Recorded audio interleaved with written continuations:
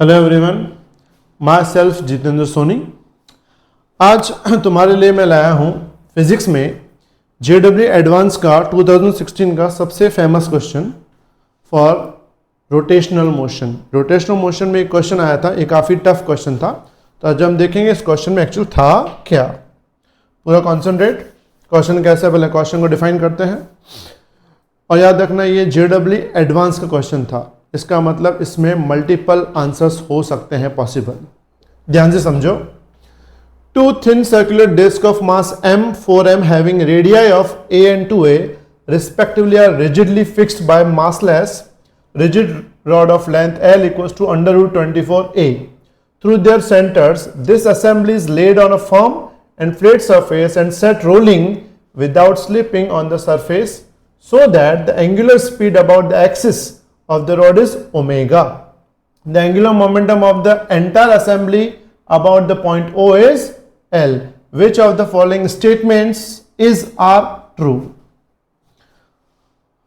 Question काफी लंबा चौड़ा है तो थोड़ा तुम्हें समझना पड़ेगा क्वेश्चन क्या कहना चाहता है। उसके लिए मैंने तुम्हें लिए एक डायग्राम बनाया, ध्यान समझो।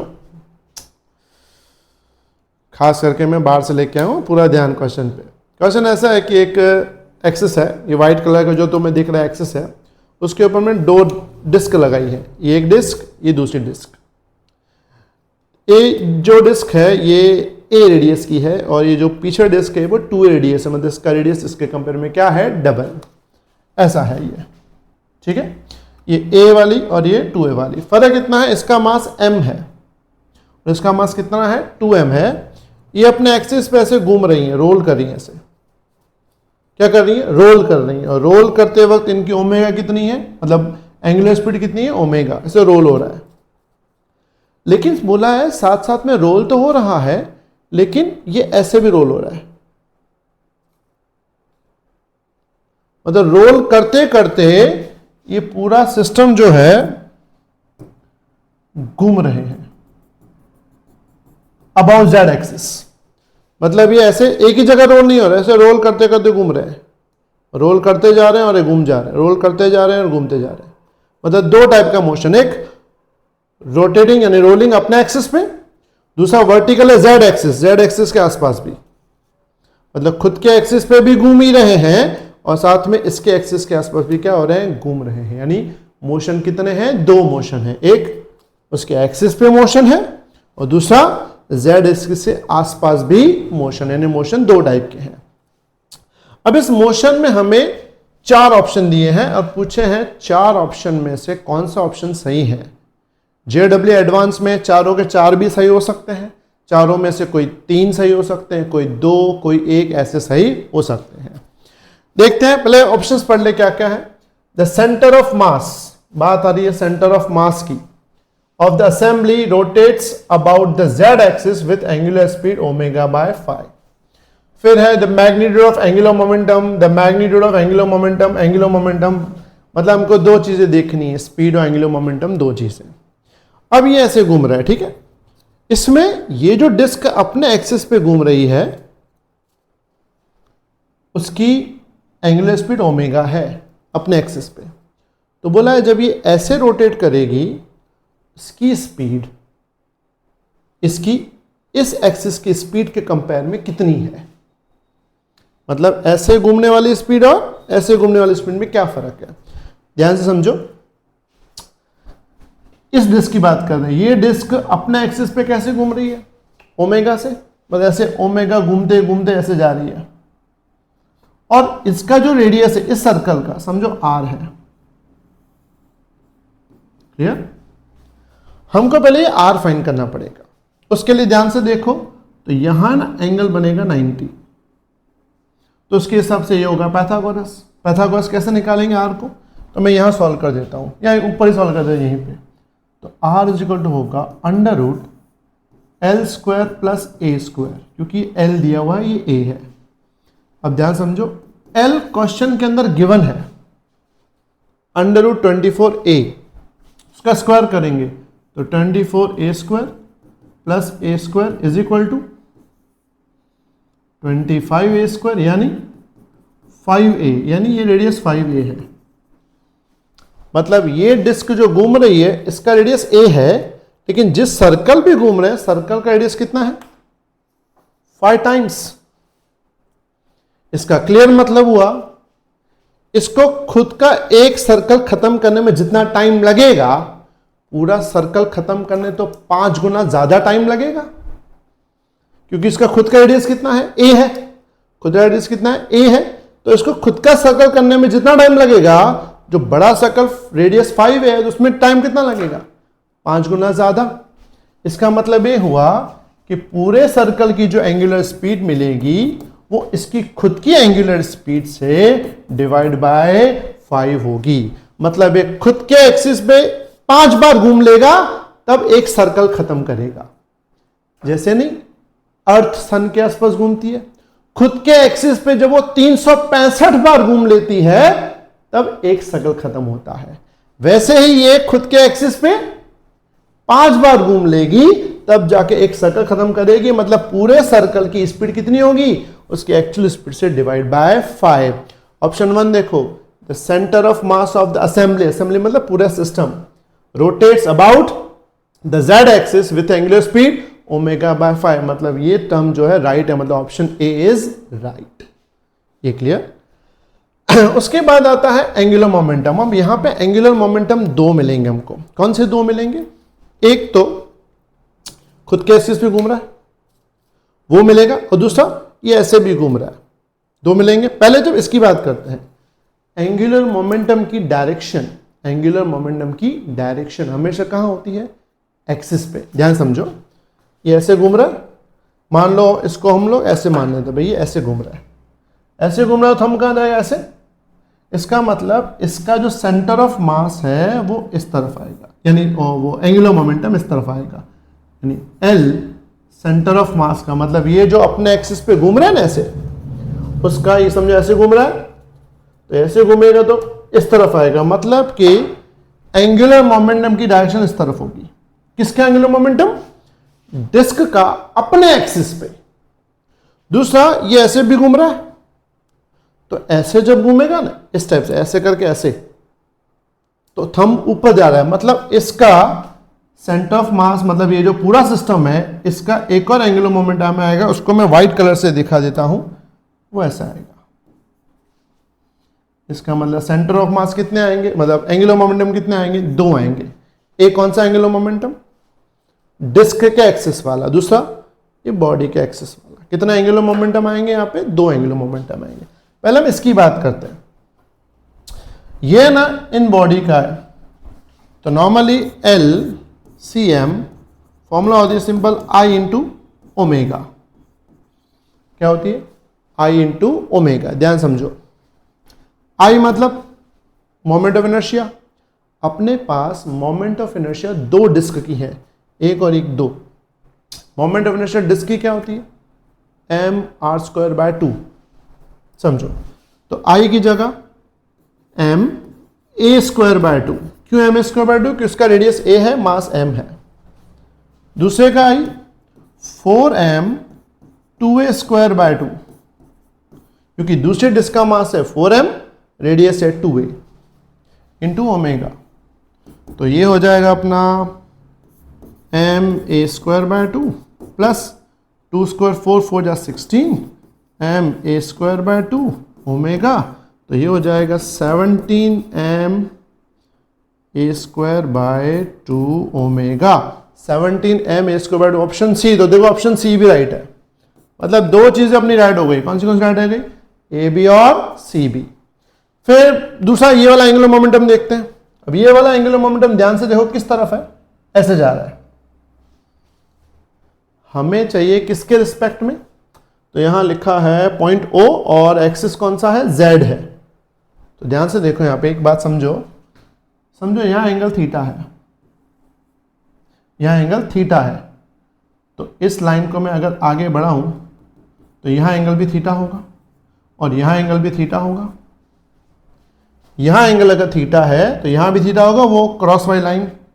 और यहां क्यों थीटा होगा? क्योंकि अगर ये थीटा है तो इसके ऊपर वाला 90 माइनस थीटा होगा, इसके इस साइड वाला थीटा होगा। मतलब हम इस जेड एक्सिस की बात कर रहे हैं, ठीक है। अब इस एक्सिस के आसपास जो घूम रहा था, ऐसे ऐसे घूम रहा था, उसकी एंगुलर स्पीड हम निकाल चुके हैं। Omega dash is equal to कितनी? Omega by 5। लेकिन दिक्कत क्या है, वो इस एक्सिस में है ऐसा, लेकिन अपना जेड ऐसा है, तो हमें इसका ये कंपोनेंट लेना पड़ेगा। तो यहां जो एंगुलर स्पीड होगी ओमेगा जेड, वो एक्चुअल क्या होगी पता है? Omega dash into cos theta. यानी जेड एक्सिस पे जो एंगुलर स्पीड होगी वो क्या होगी? अपने एंगुलर मोमेंटम वाली स्पीड का इंटू कॉस थीटा। ध्यान समझो इस बात को। ओमेगा डैश हमको मिला था ओमेगा बाय 5 इंटू क्या है? Cos theta. कॉस थीटा क्या होता है? Adjacent L upon hypo R, L upon R. अब इसमें ओमेगा सेम, 5 सेम, एल हमको दिया 24a और अपॉन में आर कितना है? आर हमको मिला था यहां पे 5a, ठीक है, ए कैंसिल, तो ये बन गया तुम्हारा √24 ओमेगा अपॉन 25। ओमेगा जेड मिल गया हमको। अब इसका एंगुलर मोमेंटम है, एंगुलर मोमेंटम की formula L is equal to क्या लेंगे? यह तो formula M into V into R. V की जगह होता है ओमेगा आर, या omega into R into R, तो ये हो जाएगा M omega Z into R का स्क्वायर।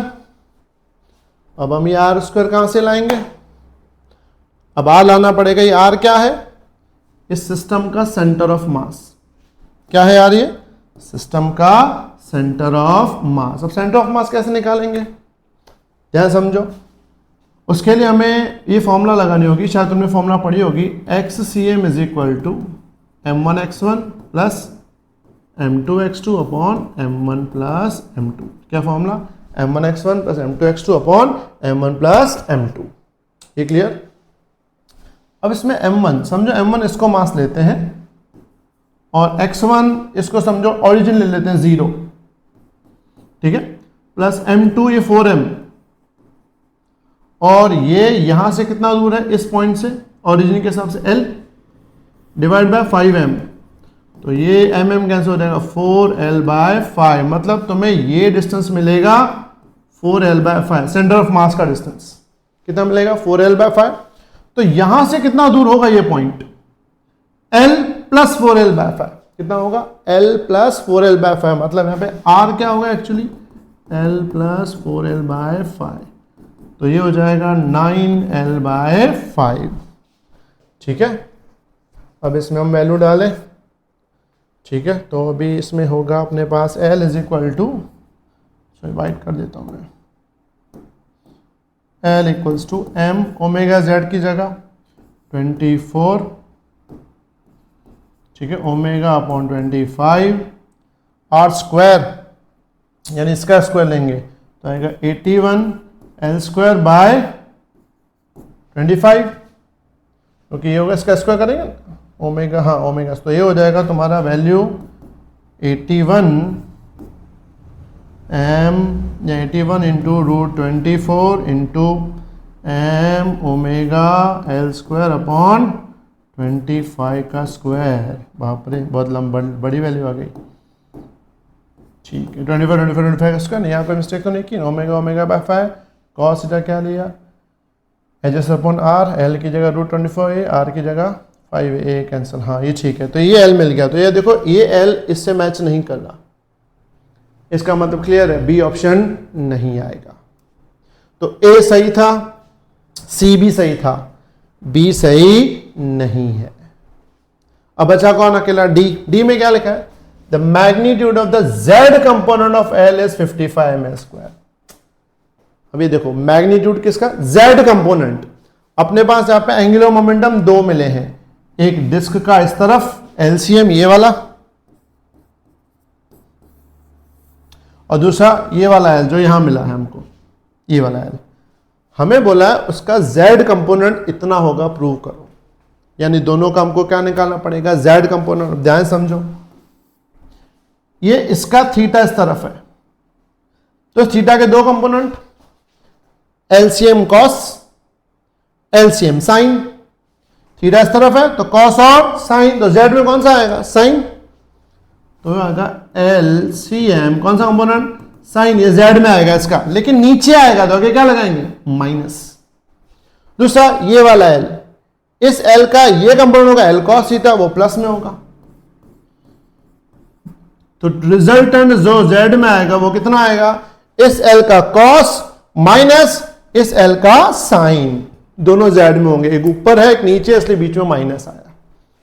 अब एल की वैल्यू, ये वाली इतनी बड़ी value 81√24 m omega L square by 25 का square into cos theta, cos theta cos theta, तो कॉस थीटा क्या था, adjacent upon hypo, L upon R, minus LCM की जगह, एलसीएम की जगह डाल देंगे हम लोग ये वाली value 17 ma square omega by 2, 17 ma square omega by 2 into sine theta, sine theta क्या होगा, opposite upon hypo A by are.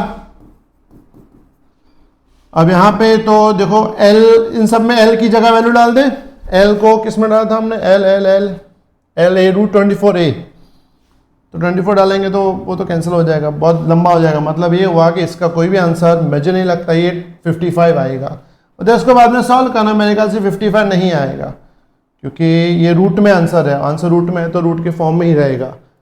अगर हम एल की वैल्यू भी डालेंगे ना यहाँ पे, एक 24 ये 24 का स्क्वायर है, नहीं तो भी नहीं आएगा, वैल्यू डाल के देखते हैं, चलो 81√24 m ओमेगा 25 का स्क्वायर, एल का क्यूब है, एल 25 ए रूट में है तो उसको लिखेंगे 24 इंटू √24, स्क्वायर में भी है और रूट में भी, और सामने बचेगा ए का क्यूब, नीचे आर, आर था 5a, माइनस में क्या बचेगा, ये as it is 17 m omega A cube by 2r, ठीक है। सब में से देखो ए क्यूब कॉमन, ये आर की जगह ये आर ही था, इसमें अगर हम आर इसको भी 5 कर देते हैं तो ज़्यादा बेटर रहेगा, इसको कर देते हैं 5a, आर की जगह अपने पास वैल्यू है 5a, ठीक है। तो इसको जब हम सॉल्व करने जाएंगे तो √24 तो 24 हो जाएगा और 24 का स्क्वायर हो जाएगा, 24/25, तो 24/25 1 से छोटा आता है, तो 81 माइनस 17, तो 81 माइनस 17 वैसे तो 55 होगा, नहीं होगा, क्योंकि 81 में से अगर हम 17 माइनस करेंगे तो हमें मिलेगा समथिंग 56, नहीं 56 नहीं, 17 माइनस करो तो मिलेगा हमको 54, आंसर किसमें है, 55 है, मतलब ऑप्शन डी सही नहीं है। क्लियर, तो सिर्फ दो ही ऑप्शन सही है, कौन सा, ए सही है और सी सही है, बी और डी सही नहीं है। तुम ध्यान से देखो तो मुझे सॉल्व करने में ही बहुत टाइम लग गया, तो जे एडवांस में ऐसे ही लेवल के क्वेश्चन आते हैं जिसमें तुम्हें हर टाइप का नॉलेज होना चाहिए। समझ आई बात, तो ये हुई हमारी चीज़ें, फिर भी कोई डाउट हो तो बाद में मुझे कमेंट करके ज़रूर बताना, तो और भी चीज़ एक्सप्लेन कर लूँगा। और हाँ, चैनल को सब्सक्राइब करना मत भूलना, और भी ऐसे जे एडवांस के क्वेश्चंस आते रहेंगे। Thank you very much. हाँ, स्क्रीनशॉट लेना हो तो ले लो एक बार, तुम्हें पूरे सम का।